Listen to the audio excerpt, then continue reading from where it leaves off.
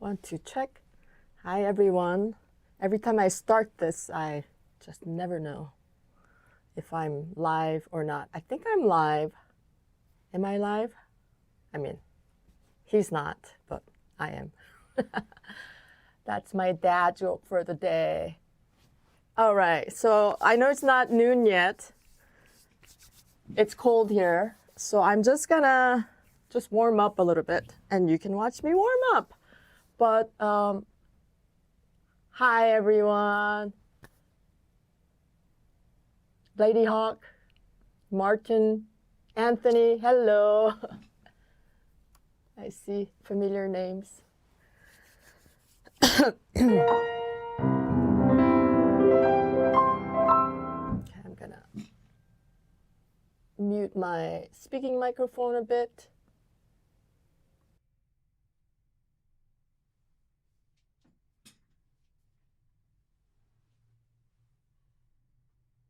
He could use some warm up, yes. Musical warm up.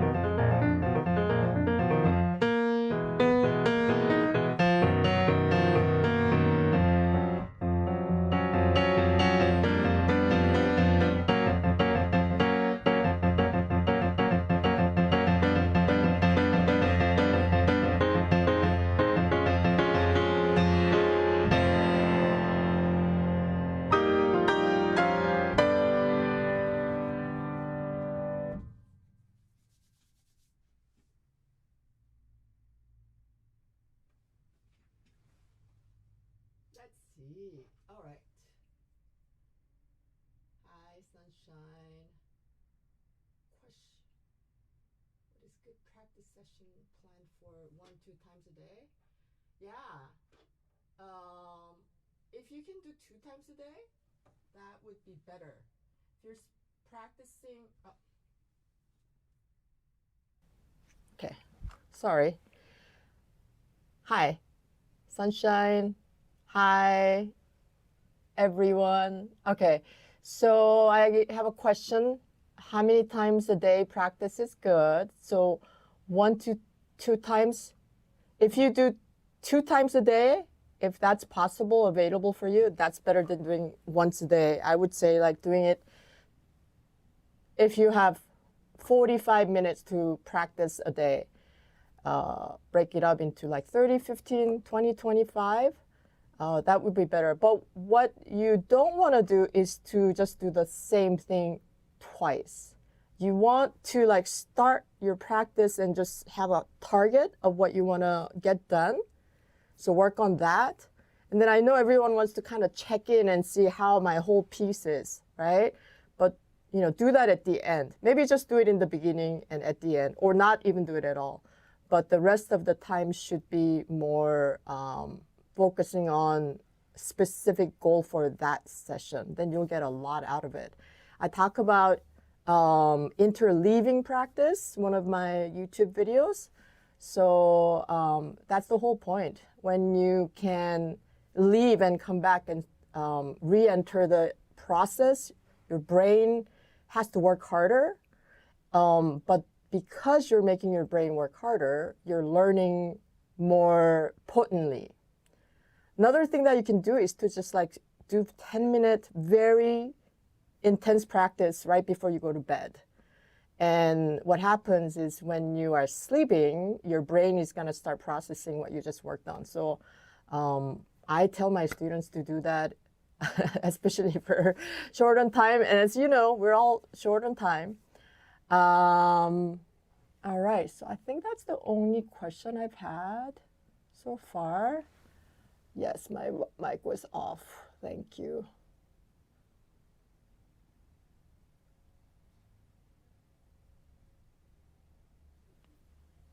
Okay, great. So yeah, we're still not at noon yet, but what I'm kind of looking at is this piece called Toccata by the Armenian composer Khachaturian. And when I was thinking about Halloween, I felt like I was just drawn to this piece. It's kind of a like freaky of a piece. Very rhythmic, very percussive, a lot of dissonance, but with the dissonance, there's this kind of a haunting beauty. Hello, hello. Happy Halloween, everyone. Seth, Nico, yes. Hello.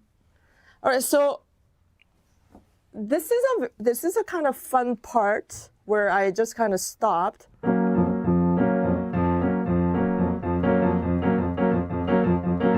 So that's when you have this irregular rhythm, like 1, 2. It's in 8. The group is 8, but it's divided into 3 plus 3 plus 2, right? That is 8, right? So 1, 2, 3, 1, 2, 3, 1, 2, 1, 2, 3, 1, 2, 3, 1, 2, 1, 2, 3, 1, 2, 3, 1, 2, 1, 2, 3, 1, 2, 3, 1, 2. So whenever I have hard time with like getting that rhythm right, I do the coordination. And that's across the board, whether you are advanced player or beginner. If you're having trouble with coordination, you want to actually get away from the piano, because we always feel like, oh my gosh, we have to play the right notes. And you can do that, but when you're just trying to play the right notes, you miss so many things. So macro movement first when you're working on coordination. So 1, 2, 3, 1, 2, 3, 1, 2, 1, 2, 3, 1, 2, 3. Let's see how that works.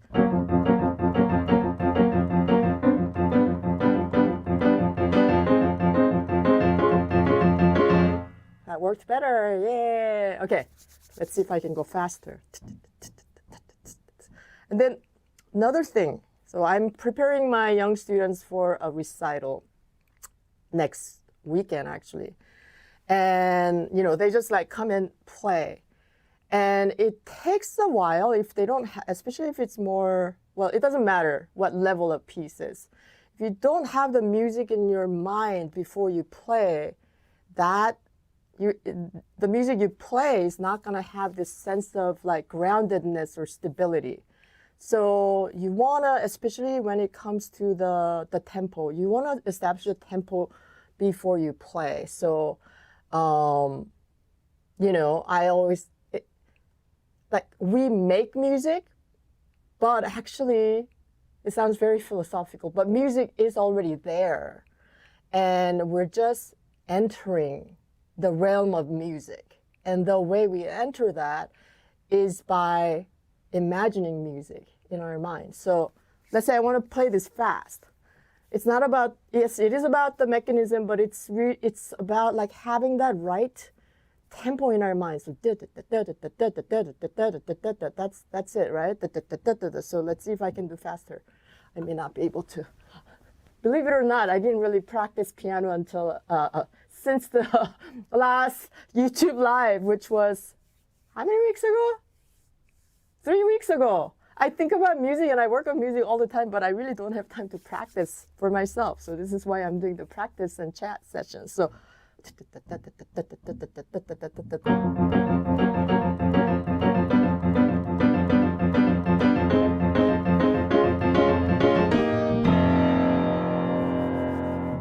I think that's my limit for today, but I'm gonna try. Let's see how it goes if I go faster.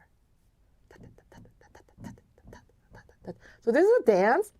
So the faster you go, you wanna move away from ba ba ba ba ba ba. You want to think longer phrase like see how it becomes like the whole thing becomes kind of blended and elongated, but we still feel all the subbeats. So let's see. Nope.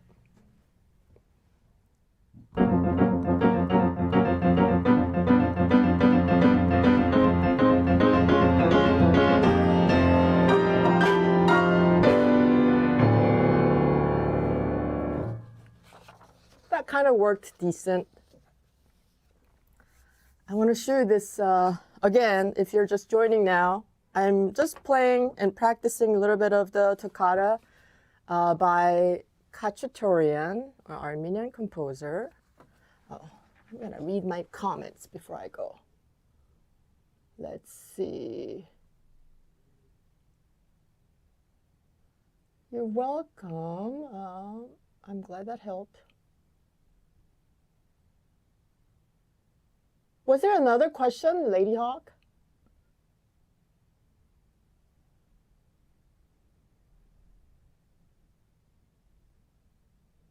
Okay. Had to do with how should the practice be structured? 5 minutes of warm-up. Oh, I see. Okay. Yeah, I always recommend doing some kind of technical exercise. You can start with that.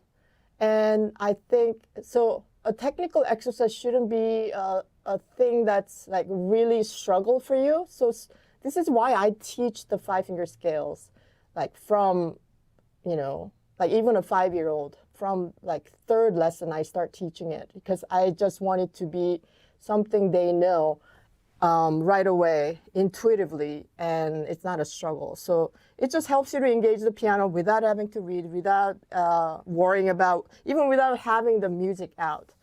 And just kind of reoriented yourself with engaging with the keys. So some kind of warm up. And then you can, so technical exercises. And then it should be a mix of 3 things. One is your old repertoire. So this is something that we don't do a lot in like classical training, but it's very common in, you know, non-classical, especially jazz. It's keeping up with your repertoire. In classical music, we tend to just like, oh, okay, we're done with that piece. Let's go to the harder one. It's always about the harder and faster. And I'm actually quite against that. Music doesn't have to be fast or hard to be really memorable and impactful. So work on your old pieces that are important to you at some point. It doesn't have to be the next thing. Another thing is working on your new repertoire. So when you're learning something new, you're working on the notes, right? And you're working on rhythm, okay? Working on coordination. And depending on where you are, you might be working more on the expression, the musicality of it, like dynamics and articulation. Another thing is sight reading. Depending on where you are at in your level, you should be doing something that involves reading something regularly. It shouldn't be a struggle. It should be something that is approachable to you. And then the last thing, actually, there's another component, is improvisation. Just kind of making up something. And, you know, that has to do with like understanding chords and knowing what to do with it. So that's something that I do talk about regularly with my teaching. It doesn't happen all the time in classical settings, but yeah, those are some things. We're gonna do some improvisation later, so Great. Let's see. First time. Hello. Hello. Good evening from London. Yeah, that's really Halloween night, isn't it? All right, I hope that answered the question. Let's see. So I want to just play just one more part of this toccata.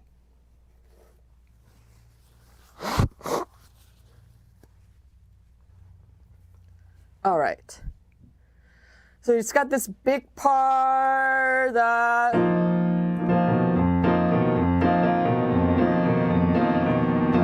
this like big flamboyant part.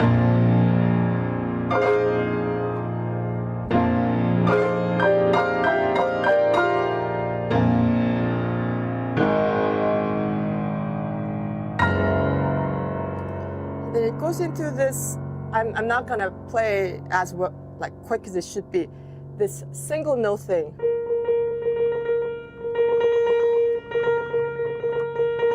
So I want you to understand this single note technique. See, I'm alternating between hands like this. So that's much faster than if you're to use just one finger, because that gets tense over time. So this is one way to.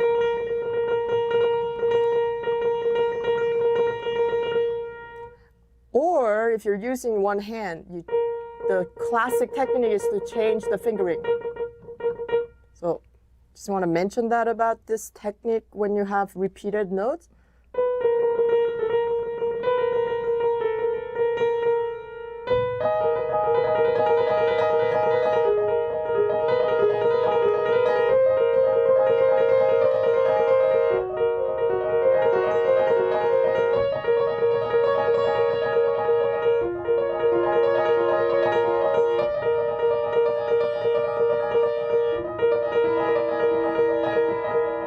Page turn. Gotta play just a little bit more.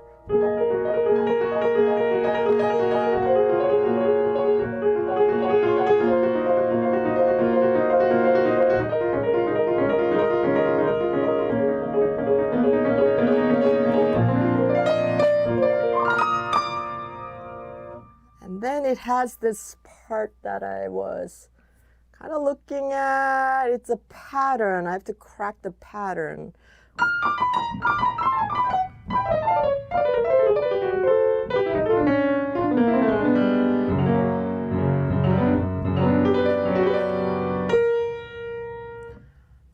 So that's a little bit of the Khachaturian toccata for you. I think it's fitting for Halloween, don't you think so? Rhythmic, unexpected, big, flamboyant, percussive.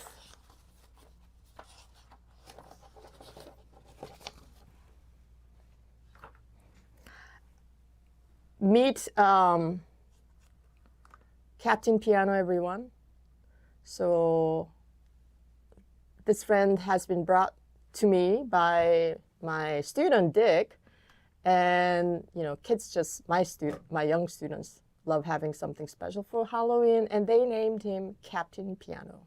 So here we go. Thank you for joining, Captain Piano. Okay. All right. So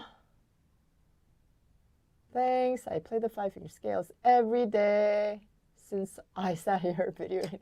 Yes, I'm changing the world with the 5-finger scales. So, you know, one student asked me, like, what's the point of it? Because I don't tell why it's so important.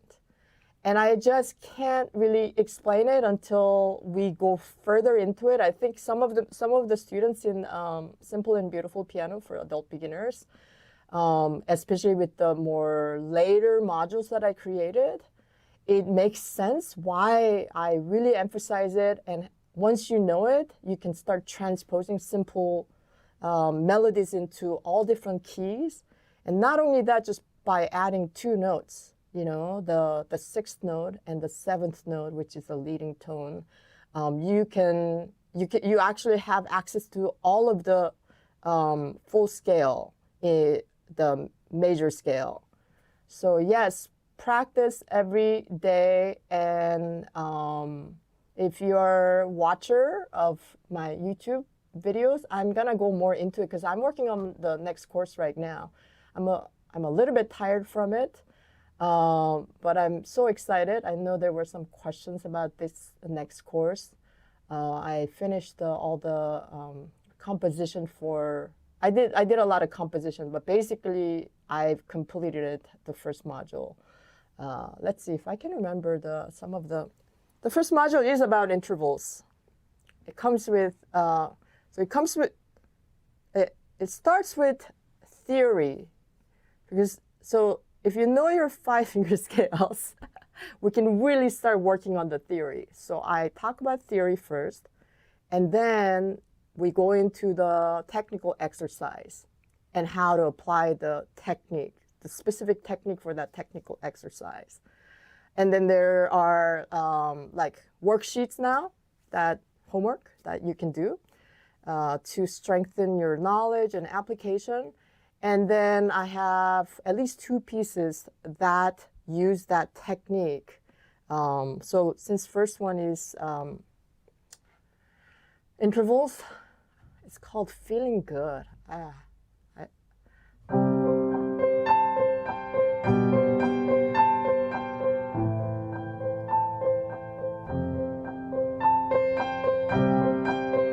Starts like that.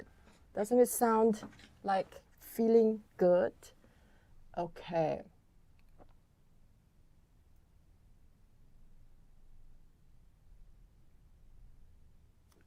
All right.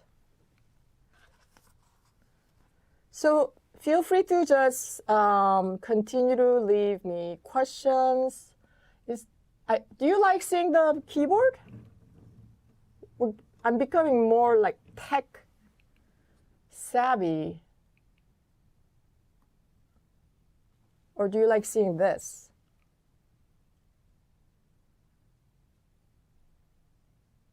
Okay, so you like the...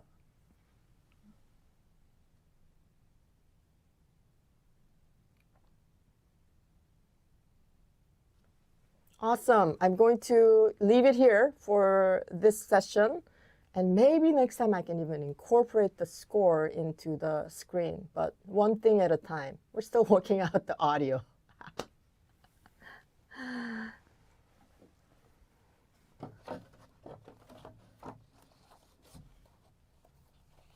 So I do want to play a piece for you. It's not really this session is not really about performance, but I will perform this for you. And then after that, I have a few things that I want to talk through and have you maybe just participate a little bit more. So it's, I don't know if there are people, anime fans, like Japanese anime fans out there. This book, piano book, is from Studio Ghibli's best stories. Oh. And music written by Joe Hisaishi.